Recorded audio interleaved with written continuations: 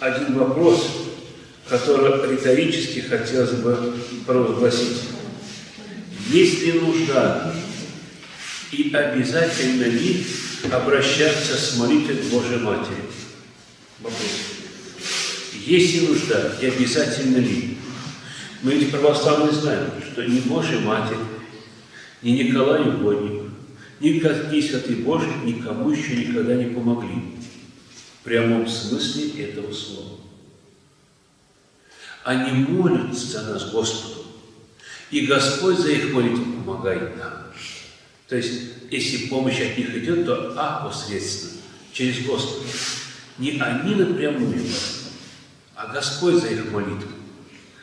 Поэтому не лучше ли без дальних околичных путей напрямую Господу? Он и явит свою силу. Зачем еще посредники-то? Божья Матерь, святые. Нужда-то какая, когда можно напрямую? Ведь так и так же они Его просят, от Него же помощь и сила идет. Это, мне кажется, вопрос очень важный. Например, если кому из нас пришлось общаться с сектантами, баптисты, пятидесятники, иегаристы, они часто этот вопрос задают православным. Они говорят: вы многобожники, вам зачем всех читать, когда только одно имя достойно хвалы, и он один, единственный, достаточно может помочь нам.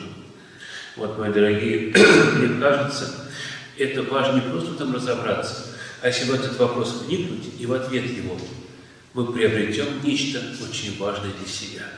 Действительно, правда, нет нужды ни у кого просить силы и крепости, есть источник силы и крепости – Господь. Да, действительно, правда, Господь любит нас, и для Него не нужны посредники. Он может напрямую явить свою милость к нам, тем более наш Бог, который так любит нас. Ведь Он же сказал через Писание, устами пророка, называя нас сыновьями и дочерями своими. Мы сейчас во время богослужения вместе обратились к Господу с молитвой, словами которых Он нам дал, когда пели: «Отче наш, иже еси на небесах». Кем мы назвали Бога? Отцом. Значит, Он нас кого видит? Сыновей, дочерей своих, детей своих. Когда мы с вами идем к отцу и к матери с какой-то просьбой, зачем нам посредники? Мы же не просим соседей: помогите нам поговорить с отцом и с матерью. Они любят нас, без соседей, соседи не нужны. Но мы молимся Божьей Матери Святой. Почему тогда? Зачем? В чем смысл тогда? А смысл вот в чем. Не потому, что они ждут наших молитв, не потому, что без них мы можем или не можем, а потому, что они, и даже Святая Дева Мария, живя на земле, образом жизни своей, пламенным горением любви к Богу и к людям, стяжали такую высоту, что сейчас, находясь у престола Божия в Царстве Божьем, молятся о нас не потому, что мы их просим, и не просим, все равно молятся за нас, ибо движимо любовью. Любовь может забыть того, кого она любит? Нет. И вот не наши просьбы к Божьей Матери, но ее любовь к нам движет ее на молитву о нас. Это не потому, что сегодня сотни тысяч к ней взывают, и она молится за мир. И ни один бы не воззвал, она все равно бы с любовью молилась за всех нас с вами. Потому что Мать, потому что любит, потому что по-другому у нее в Боге любви предстоящей не может быть.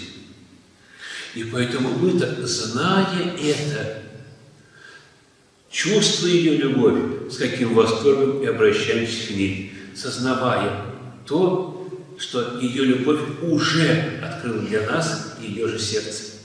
И видя эту же полноту любви, Господь, естественно, откликается на это по-особому. Есть в Писании слова, в Писании предания церковного: много может молитву матери ко благосердию владыки. Много может. Вспоминается Вот такой факт из личной жизни. Когда-то у меня в семье дети были маленькими. Младшая дочка совсем маленькая была. Ну и бегала, играла. Надо спать ложиться, она разыгралась. Упал, ну детишки, упал, споткнулся там какой-то коврик.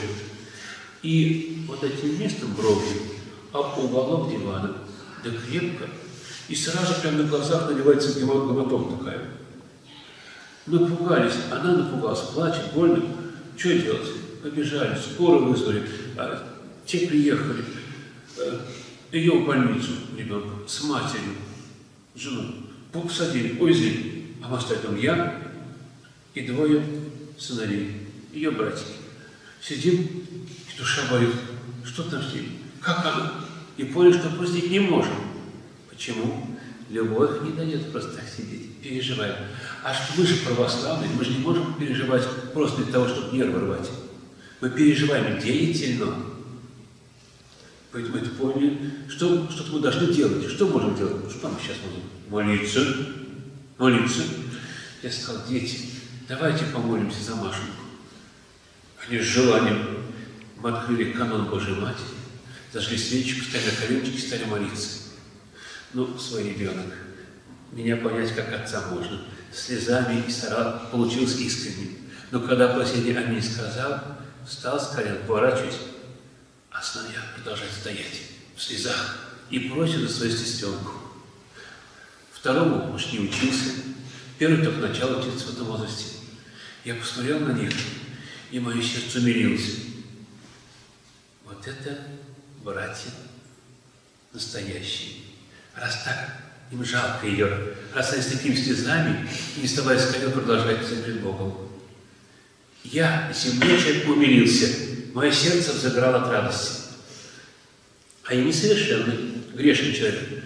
Да как же ликует и радуется сердце Небесного Отца, когда наши старшие братья и сестры в Царстве Божьем, Матерь Божия, ангелы, святые, молятся за нас, меньших братьев и сестер своих, как тогда играет сердце Небесного Отца, заходясь от счастья и радости. Поэтому понятно, в чем сила молитв Богоматери о нас. Почему милость Божья такая над нами? Повторим. Не потому, что мы просим, а потому, что любовь уже над нами свыше и Господа, и святых Его. Они видят нас братьями и сестрами своими младшими. Не могут не любить, любят деятельно, с молитвой.